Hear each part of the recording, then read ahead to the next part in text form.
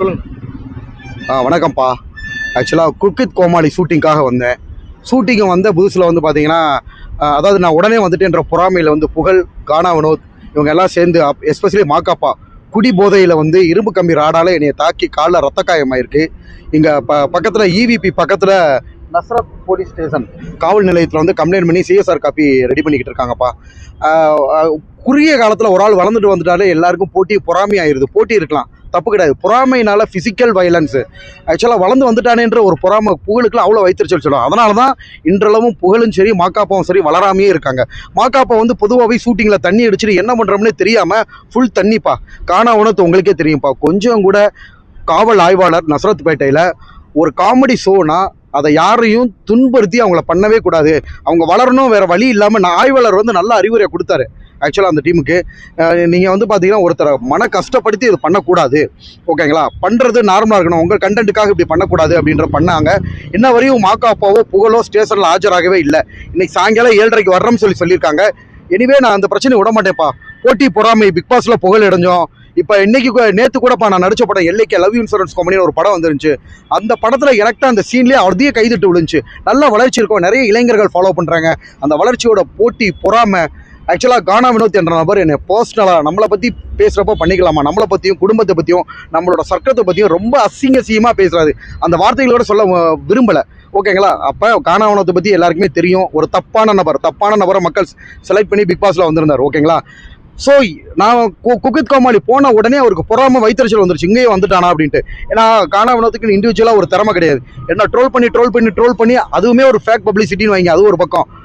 புகழுக்கு வந்து நான் காலையில் போன உடனே மூஞ்சி செத்து போச்சு. ஏன்னா எங்கே ஹீரோ ஆயிடுவோமோ, என்னோட மக்கள் செல்வாக்கு குக் வித் கோமாளியில் எங்கே ஹீரோ ஆயிடுவோம். ஸோ அதாவது அந்த இதில் எல்லாரும் சொன்னாங்க, நீங்கள் கண்டென்ட் நல்லா பண்ணுறீங்க, நல்லா காமெடியாக இருக்குது, டிஆர்பியில் கிங்காக இருந்தாங்க. கிட்டத்தட்ட விஜய் டிவிலேயே வந்து பார்த்துக்கிட்டிங்கன்னா பிக் பாஸ்க்கு நம்ம தான் ப்ரொமோ கண்டென்ட், பிக் பாஸில் நம்ம தான் கிங்காக இருந்தோம். ஏன் பிக் பாஸே நல்லா போனதுக்கு மெயினான காரணம் நம்ம தான். அப்போ இதெல்லாம் பார்த்து பொறாமை அடைஞ்ச புகழ் மாக்காப்பாவுக்கு வந்து பார்த்தீங்கன்னா என்ன பண்ணுறதுன்னு தெரியாமல் உடனே குரூப் அட்டாக்குங்க. இரும்பு ராடு கம்பியால் மாக்காப்பா வந்து என்னை கண்டிப்பாக மாக்காப்பா மேலேயும் புகழ் மேலேயும் கானா வினோத் மேலேயும் அப்புறம் அன்சார்னு ஒரு பையன், இவங்க மேலே கண்டிப்பாக நான் நடவடிக்கை எடுப்பேன், மன்னிப்பு கேட்கணும். இன்ன வரையும் கம்ப்ளைண்ட் பண்ணி ஸ்டேஷனில் வரல. அவங்க எங்கெங்கேயோ ஃபோன் பண்ணி இன்ஃப்ளூயன்ஸ் பண்ணி தப்பிச்சலாம் நினைக்கிறாங்க. எனக்கு இருக்கிற ஒரே இன்ஃப்ளூயன்ஸ் பொதுமக்கள் மத்தியில் அந்த பிரச்சனையை கொண்டு போவேன். எனக்கு கேட்கப்பட்ட ரத்த காயத்துக்கும், அதாவது மதுரைக்காரன் பேசிக்கா ஒரு தைரியமானவன், ஒரு படித்த டாக்டர், எனக்கே இந்த நிலமனா நிறைய பேர் முன்னேறிய வர்றவங்கள குக் வித் கோமாளிக்குள்ள விடாமலே புகழ் கெடுக்கிறாரு. ஈவன் குரேசியை வர விடாமல் பண்ணதே புகழ் தான் அப்படின்னு சொல்கிறாங்க. குக் வித் கோமாளியில் வர விடாமல் தடுக்கிறதும், போட்டி பொறாமல் பண்ணுறதும், நல்லா பண்ணிக்கிட்டு இருந்தாலும் ஒதுக்குறதும், இது வந்து பார்த்தீங்கன்னா இன்ன வரையும் அதனால தாங்க மாக்காப்பா வளர்ச்சி அடையாமலே இருக்கேன். இன்னைக்கு மாக்காப்பாவா திவாகரான்னு பார்த்தா திவாகருக்கு தான் மக்கள் செல்வாக்கு. நீதி நேர்மை சத்தியம் தான் ஜெயிக்கும். சத்தியமாக வந்து பார்த்தீங்கன்னா மாக்காப்பாவோட முகத்தில் கிழிக்கப்படும். குடி போதங்க ஒரு மனுஷன். திருப்பி சொல்ல வரேன், நான் ஸ்கூலில் படித்த பாரம், ஒருத்தரை நார்மலாக கொலை பண்ணுன்னு சொன்னால் கொலை பண்ண மாட்டான், ஓகேங்களா? கொலைகாரனை கொலை பண்ணால் கொலை பண்ண மாட்டான். ஆனால் ஒரு தண்ணி அடிச்சவனை கொலை பண்ணால் டக்குன்னு கொலையும் பண்ணிடுவானா, ஓகேங்களா? அந்த மாதிரி ஒரு தண்ணி மது போதையில், ஷூட்டிங்கில் மது போதையில் ஒரு நிதானம் இல்லாமல் மாக்காப்பா வந்து இந்த மாதிரி ஒரு ஒரு ஒரு ஒரு ஒரு படித்த டாக்டரை, ஒரு மருத்துவரை இரும்பு கம்பியால் தாக்குனது வந்து பார்த்தீங்கன்னா கண்டிப்பாக முகத்திரைகள் இந்த மாதிரி மது அருந்திட்டு அதாவது பசித்தோல் போர்த்திய மிருகமாக சுற்றும் மாக்காப்பாவையும் இந்த புகழ்ன்றவனையும் கானா ஒன்று பேசிக்காவே என்ன சொல்ல வருது, லோக்கல் ஏரியாவில் தண்ணி கஞ்சி அடிச்சு ரொம்ப ஒரு மட்டமான ஆள்னு வைங்க. நான் யாரோட பர்சனல் பேசக்கூடாதுன்னு தான் பேசல, பட் அவங்களோட பர்சனல் என்னையே பாதிக்குது. கானா வினோத் என்னை பற்றியும் குடும்பத்தை பற்றியும் அந்த வார்த்தையை நான் சொல்ல விரும்பல, தரக்குறைவாக பேசினாருங்க. எங்கள் 2 பேருக்கு இடையில நடக்கிற சண்டையில் புகழும் மாக்காப்பாவும் எதுக்கு வந்தாங்கன்னு தெரியல. கானா வினோத் கூட எனக்கு என்னன்னே புரியவே இல்லை, ஓகேங்களா? ஸோ இந்த விஷயம் வந்து பார்த்தீங்கன்னா கண்டிப்பாக பொதுமக்களுக்கு போகும், கொந்தளிப்பு ஏற்படும். கண்டிப்பாக மக்கள் மத்தியில் மாக்காப்பா போன்ற அதாவது என்ன ஒரு மது போதை வெறி கொண்ட மிருகங்களை பற்றி மக்கள் தெரிஞ்சுக்கணும், பொதுமக்கள் தெரிஞ்சுக்கணும். இன்னும் நிறைய மாக்காவை பற்றி ஏகப்பட்ட ஃபோன் கால்ஸ் எனக்கு வந்துக்கிட்டு தான் இருக்குது. அவன் அதை பண்ணா இதை பண்ணா ஈஸியாரில் தான் பண்ணான்ட்டு. சரி, ஓகே.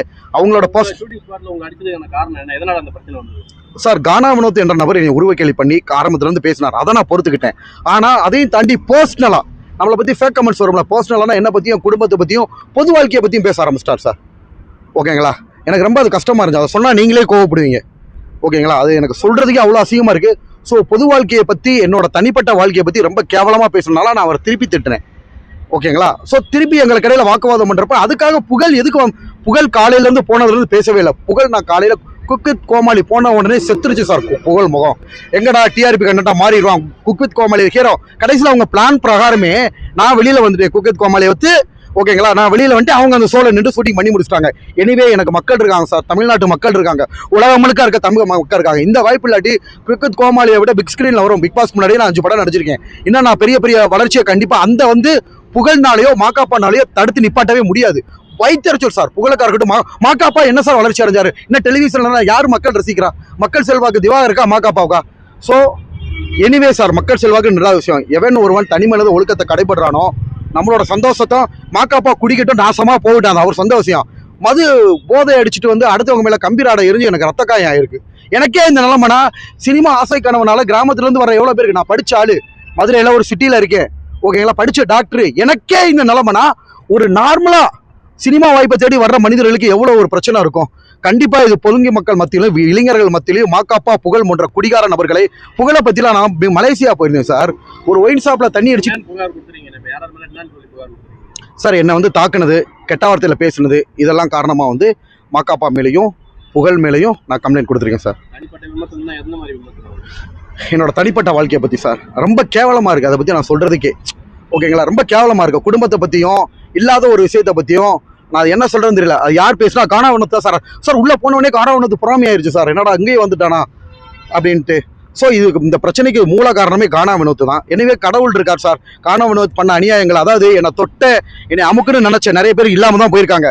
அதுல வந்து காணா வினோத்து, புகழ், மாக்காப்பா, ஓகேங்களா, நேரடியா பிசிக்கல் அட்டாக் பண்ணிருக்காங்க. இவங்க 3 பேரும் நீங்க எண்ணி வச்சுக்கோங்க. எண்ணி 3 வருஷத்துல பாருங்க மாக்காப்பா எங்க திவாகரங்கன்ற மக்கள் பதிலடி கொடுக்கட்டும். மக்கள் தீர்ப்பே மகேசன் தீர்ப்பு. மாக்காப்பாவா திவாகரானு, அதாவது மதுவெறி கொண்ட மிருகமா?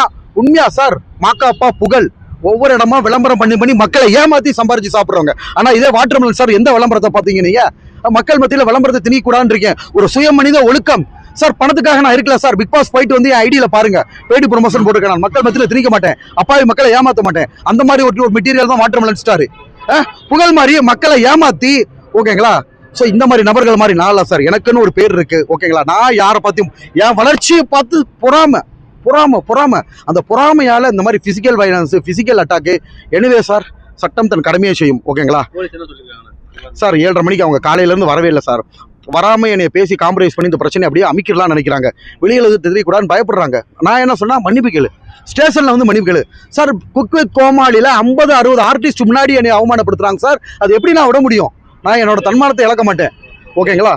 காவல் நிலையத்துல வந்து கண்டிப்பா வந்து புகழோ அந்த இரும்பு ராடால தாக்கிய அந்த மாக்காப்பா சார், மாக்காப்பா போன்ற மிருகங்கள்